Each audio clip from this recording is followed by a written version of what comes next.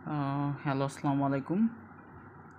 তো আমি ছোট্ট একটা ভিডিও নিয়ে আসলাম। সেটা হচ্ছে ক্লাস 8-এর বিজ্ঞান বইয়ের মহাকর্ষ অভিকর্ষ অধ্যায়ের সৃজনশীলের জাস্ট একটা টাইপ নিয়ে আলোচনা করব। ঠিক আছে, সেটা হচ্ছে আমি প্রশ্নটা লিখেই রেখেছি যে আমাদের দুইটা বস্তু দেওয়া আছে। ঠিক আছে, এই একটা বস্তু, এই একটা বস্তু, এবং এই দুইটা বস্তুর মাঝখানের একটা দূরত্ব দেওয়া আছে, সেটা হচ্ছে 10 মিটার। এবং প্রশ্নটা হচ্ছে যে ভর অপরিবর্তিত রেখে দূরত্ব যদি দ্বিগুণ করি তাহলে বলের কীরূপ পরিবর্তন হবে সেটাই আমাদের গাণিতিকভাবে বিশ্লেষণ করতে হবে। ঠিক আছে, তো চলো আমরা শুরু করি। আমরা সকলেই একটা সূত্র জানি, সেটা হচ্ছে এফ সমান G into M1 M2 by D square. সেগুলোর পরিচয় তোমরা জানো, যেটা এফ হচ্ছে আমাদের বল, আর জি হচ্ছে মহাকর্ষীয় ধ্রুবক, M1 হচ্ছে প্রথম বস্তুর ভর, M2 হচ্ছে দ্বিতীয় বস্তুর ভর, আর ডি হচ্ছে আমাদের দুইটা বস্তুর দূরত্ব। ঠিক আছে, তো আমরা এই প্রশ্নটা সমাধান কিভাবে করতে পারি? দেখো, আমি প্রথম বস্তুর ক্ষেত্রে লিখি। প্রথম বস্তুর ক্ষেত্রে, তো প্রথম বস্তুর ক্ষেত্রে আমরা ভর লিখতে পারি যে M1 সমান হচ্ছে আমাদের 10 কেজি। অর্থাৎ আমরা এই বস্তুটা আছে, এই বস্তুটাকে আমরা ধরে নিয়েছি M1, এবং এই বস্তুটাকে ধরে নিব হচ্ছে M2, এবং তাদের মাঝখানের যে দূরত্ব সেটা হচ্ছে আমি ধরলাম ডি, সেটা হচ্ছে 10 মিটার।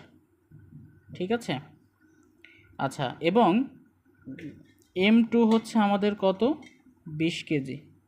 ঠিক আছে, এবং আমরা এইখান থেকে আসলে F1 বের করতে চাই। তাহলে আমরা লিখতেই পারি F1 সমান হচ্ছে G into M1 M2 by D square. তো এটাকে আমি সমীকরণ 1 দিলাম। এখন আমরা যেটা করব সেটা হচ্ছে দ্বিতীয় বস্তুর ক্ষেত্রে,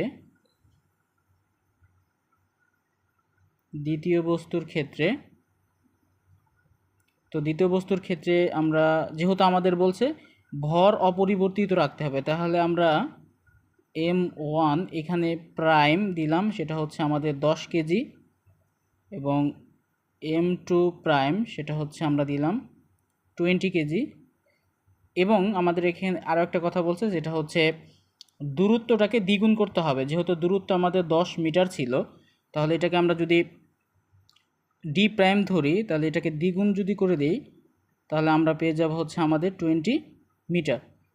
তো এই ক্ষেত্রে আমরা যেটা পাবো সেটা হচ্ছে F2 সমান M1 prime, G into M1 prime M2 prime divided হচ্ছে আমাদের ডি প্রাইম স্কোয়ার। তো এটাকে আমি সমীকরণ 2 ধরলাম। তো এখন আমরা যেটা করতে পারি সেটা হচ্ছে 2 নং সমীকরণকে 1 নং সমীকরণ দিয়ে ভাগ করব। সেটা দেখো, তো 1 নং সমীকরণের এপাশে আমাদের আছে F1, এবং 2 নং সমীকরণের এপাশে আমাদের আছে হচ্ছে F2।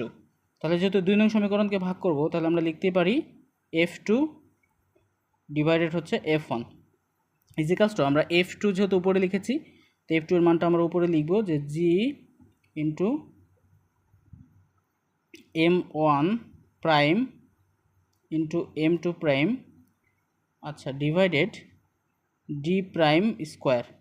আর F1 এর মানটা যেহেতু নিচে লিখেছি, এবং F1 এর যে সূত্রটা সেটাও আমরা নিচে লিখব, অর্থাৎ G into M1 by M2 by D square. এখন দেখো, উভয় পাশ থেকে জি জি আমরা কেটে দিতে পারি। এখন যেটা থাকবে সেটা হচ্ছে F2 by F1 equals two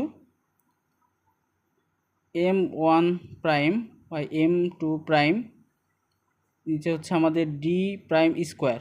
এখন এইটা যদি উপরে যায় তাহলে এটা উল্টে যাবে, অর্থাৎ ডি স্কোয়ারটা উপরে চলে যাবে, আর আমাদের এখানে থাকবে হচ্ছে M1 ইন্টু M2। এখন আমরা ভ্যালু পুট করে দিই, অর্থাৎ F2 বাই F1 সমান M1 প্রাইমের মান কত ছিল আমাদের?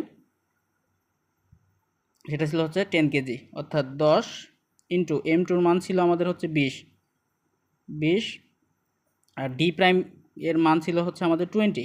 তাহলে এটা হবে আমাদের 20 স্কোয়ার ইন্টু এখানে ডি স্কোয়ার, অর্থাৎ আমাদের এই যে ডি এর মানটা হচ্ছে 10, অর্থাৎ 10-এর স্কোয়ার হবে।